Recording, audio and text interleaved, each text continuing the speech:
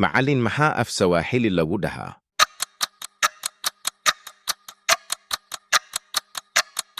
Mwalimu. Mwalimu. Arday mahaaf sa wahili lawudaha.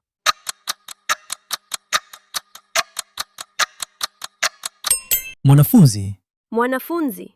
Madah mahaaf sa wahili lawudaha.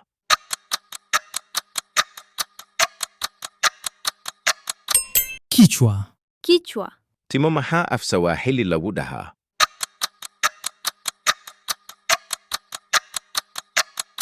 Nywele. Nywele. San mahaaf sa wahili lawudaha.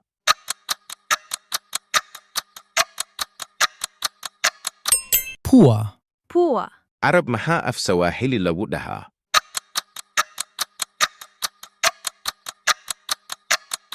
Ulimi. Ulimi. Alol mahaaf sa wahili lawudaha.